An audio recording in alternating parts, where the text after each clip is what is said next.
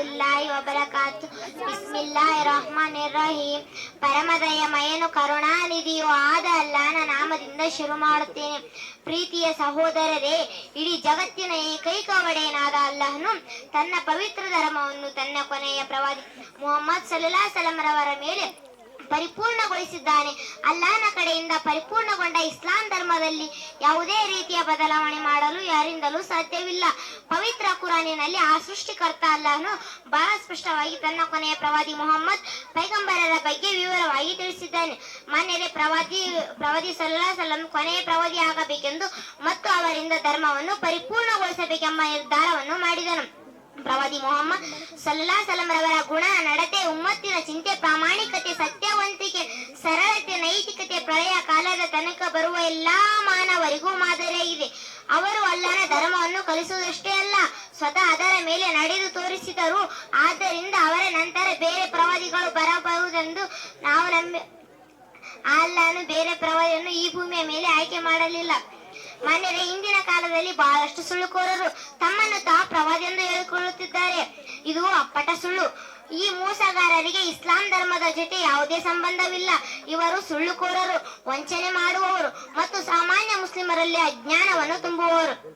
ಅವರಲ್ಲಿ ಒಬ್ಬ ಮಿರ್ಜಾ ಗುಲಾಂ ಅಹಮದ್ ಕಾದಿಯಾನಿ, ಇವನು ಸಹಿತ ತನ್ನಷ್ಟಕ್ಕೆ ತಾನು ಪ್ರವಾದಿ ಎಂದು ಹೇಳಿಕೊಳ್ಳುತ್ತಿದ್ದಾನೆ.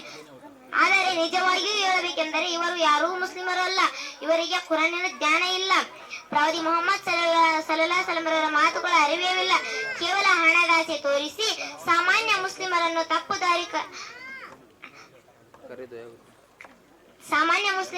ದಾರಿ ಕರೆದೊಯ್ಯುತ್ತಿದ್ದಾರೆ. ಹಳ್ಳಿಯ ಮುಸ್ಲಿಮರನ್ನು ದುರ್ಮಾರ್ಗ ತೋರಿಸುತ್ತಿದ್ದಾರೆ. ಲಾ ಇಲಾಹ ಇಲ್ಲಲ್ಲಾಹ್ ಮುಹಮ್ಮದು ರಸೂಲುಲ್ಲಾಹ್ ಓದಿದ ಮೇಲೆ ಮುಹಮ್ಮದರನ್ನು ಕೊನೆಯ ಪ್ರವಾದಿ ಎಂದು ಮನಸಾರೆ ನಂಬಬೇಕು. ಅವರ ನಂತರ ಬೇರೆ ಪ್ರವಾದಿಗಳು ಬರಬಹುದೆಂದು ನಾವು ನಂಬಿದರೆ ಇಸ್ಲಾಮಿನಲ್ಲಿ ನಮಗೆ ಸ್ಥಾನವಿರುವುದಿಲ್ಲ.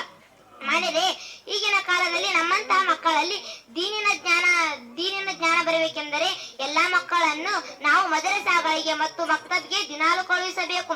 ಈ ಮಕ್ತಬ್ಗಳು ಪ್ರತಿದಿನವೂ ನಡೆಯುತ್ತದೆ. ಎಲ್ಲಾ ತಂದೆ ತಾಯಂದರಿಗೆ ನನ್ನ ಕಳಕಳಿಯ ವಿನಂತಿ ಏನೆಂದರೆ ತಮ್ಮೆಲ್ಲರ ಮಕ್ಕಳನ್ನು ಮತ್ತು ಮಕ್ತಬ್ಗೆ ದಿನಾಲು ಕಳುಹಿಸಬೇಕು. ಅಲ್ಲಾಹನು ನಿಜವಾದ ಧರ್ಮದ ತಿಳುವಳಿಕೆಯನ್ನು ನೀಡಿ ಸಾವಿನ ಕೊನೆಯ ಉಸಿರಿನ ತನಕ ಅಲ್ಲಾಹನ ಆಜ್ಞೆಗಳ ಪ್ರಕಾರ ಮತ್ತು ಪ್ರವಾದಿ ಮುಹಮ್ಮದ್ ಸಲ್ಲಲ್ಲಾಹು ಅಲೈಹಿ ವಸಲ್ಲಂ ರವರ ಸುನ್ನತಿನ ಪ್ರಕಾರ ಜೀವನ ಮಾಡುವ ಸೌಭಾಗ್ಯವನ್ನು ದಯಪಾಲಿಸಲಿ. ಆಮೀನ್. ನಾನು ಕೊನೆಗೆ ಒಂದು ಸಣ್ಣ ಕವನವನ್ನು ಹೇಳಿ ನನ್ನ 2 ಮಾತುಗಳನ್ನು ಮುಗಿಸುತ್ತೇನೆ. ಮುಹಮ್ಮದ್ ನನ್ನ ನಬಿ, ಮುಹಮ್ಮದ್ ನಿನ್ನ ನಬಿ, ಮುಹಮ್ಮದ್ ನಮ್ಮ ನಬಿ, ಮುಹಮ್ಮದ್ ನಿಮ್ಮ ನಬಿ, ಮುಹಮ್ಮದ್ ನಮ್ಮೆಲ್ಲರ ನಬಿ, ಜಗಕ್ಕೆಲ್ಲ ಅವರೇ ಕೊನೆಯ ಪ್ರವಾದಿ, ಅವರ ರೀತಿಯಲ್ಲೇ ಸ್ವರ್ಗದ ಹಾದಿ.